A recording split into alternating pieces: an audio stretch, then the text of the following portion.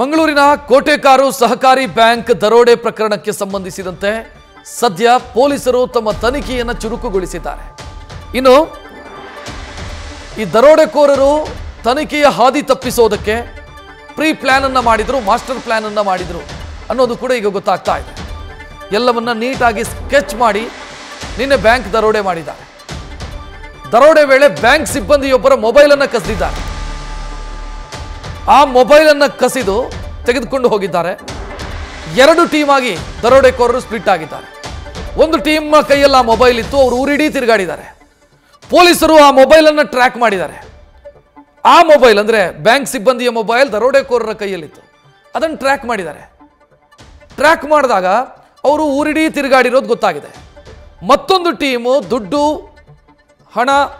ಹಣ ಮತ್ತು ಗೋಲ್ಡ್ ತೆಗೆದುಕೊಂಡು ಅವರು ಮತ್ತೊಂದು ರೂಟಲ್ಲಿ ಎಸ್ಕೇಪ್ ಆಗಿದ್ದಾರೆ. ಅಂದರೆ ಎರಡು ಟೀಮ್ ಆಗಿ ಅವರು ಪ್ಲಾನ್ ಮಾಡಿ ಪೊಲೀಸರ ದಾರಿ ತಪ್ಪಿಸುವಂತ ಕೆಲಸವನ್ನು ಮಾಡಿದ್ದಾರೆ.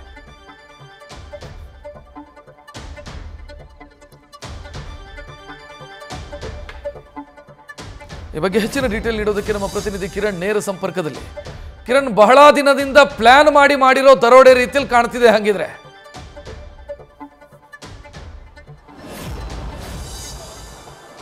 ಖಂಡಿತ ರಕ್ಷತ್, ತುಂಬಾ ಯುನೀಕ್ ಆಗಿ ತುಂಬಾ ಸ್ಪೆಸಿಫಿಕ್ ಆಗಿ ಒಂದು ಪ್ಲಾನ್ ಮಾಡಿರುವಂಥದ್ದು.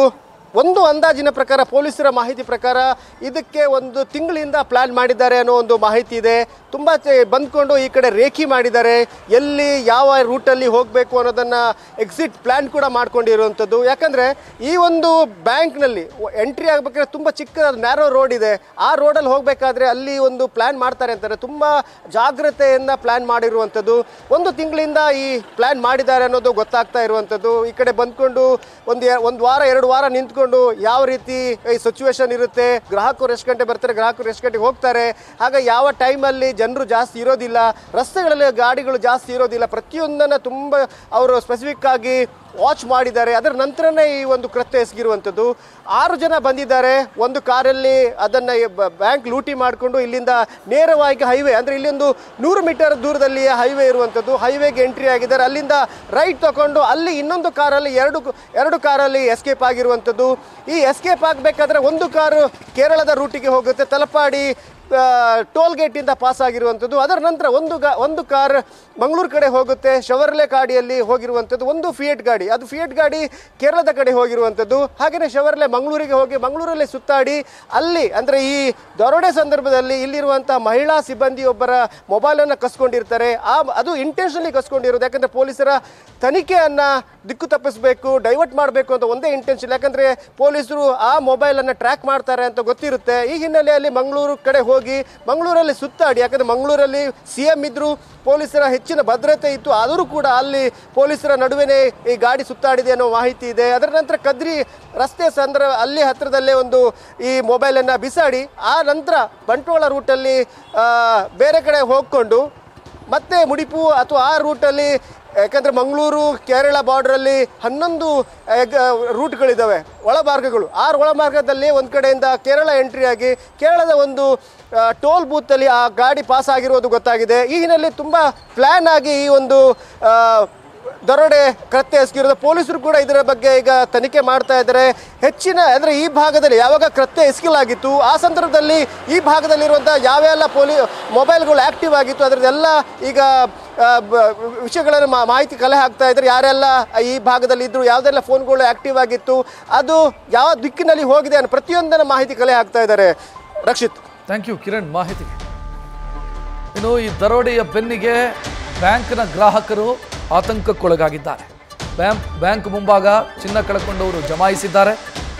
ಬ್ಯಾಂಕ್ನ ವಿರುದ್ಧ ಆಕ್ರೋಶ ವ್ಯಕ್ತಪಡಿಸ್ತಾ ಇದ್ದಾರೆ ಮಹಿಳಾ ಗ್ರಾಹಕರು. ನಾವು ಇಟ್ಟಂಥ ಚಿನ್ನವೇ ನಮಗೆ ಬೇಕು, ಬದಲಿ ರೂಪದಲ್ಲಿ ನಮಗೆ ಹಣ ಕೊಡೋದು ಬೇಡ. ಕೇವಲ 10 ನಿಮಿಷದಲ್ಲಿ ದರೋಡೆ ಆಗುತ್ತೆ ಅಂತಂದರೆ ಏನು, ಹೇಗೆ ಸಾಧ್ಯ ಇದೆ? ಬ್ಯಾಂಕ್ ಅವರನ್ನು ಕೇಳಿದರೆ ನಿಮ್ಮ ಚಿನ್ನ ನಿಮಗೆ ಸಿಗುತ್ತೆ ಅಂತ ಹೇಳ್ತಿದ್ದಾರೆ.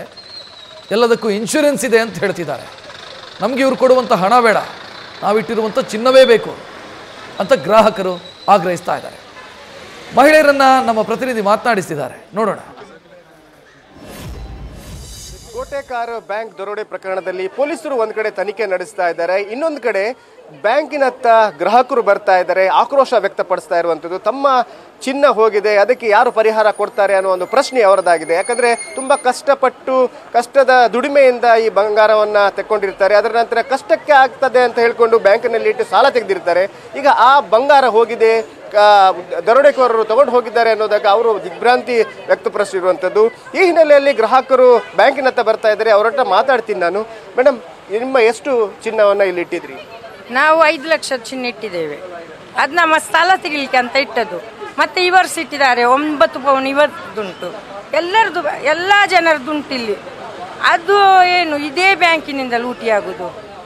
ಬ್ಯಾಂಕ್ ಅಂದರೆ ಇದು ಕೋಟೆಗಾರ ಸಾಕೆಯ ಬ್ಯಾಂಕ್, ಇದರ ಎದುರುಗಡೆ ಬ್ಯಾಂಕ್ ಉಂಟಲ್ಲ, ಮತ್ತೆ ಬರೋಡ್ ಉಂಟು, ಇಲ್ಲಿ ಗ್ರಾಮೀಣ ಉಂಟು, ಶಕ್ತಿ ಬ್ಯಾಂಕ್ ಉಂಟು, 5 ಬ್ಯಾಂಕ್ ಉಂಟು. ಆದರೂ ಸಹ ಈ ಬ್ಯಾಂಕ್ ಬಂದು ಹೋದ 3 ವರ್ಷಕ್ಕಿಂತ ಮುಂಚೆ ಕೂಡ ಈ ಬ್ಯಾಂಕ್ ಲೂಟಿಯಾಗಿದೆ. ಪುನಃ ಇದಾಗುದು.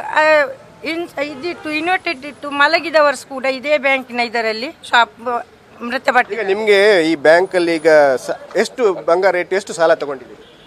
ನಾವು 4 ಲಕ್ಷ ತೆಗೆದಿದ್ದೇವೆ. ಈಗ ಅದು ಈಗ ಇಟ್ಟ ಬಂಗಾರ ಎಷ್ಟು ಬೆಲೆ ಬಾಳುದು? ಅದು ಒಂದು 8 ಪೌಂಡು.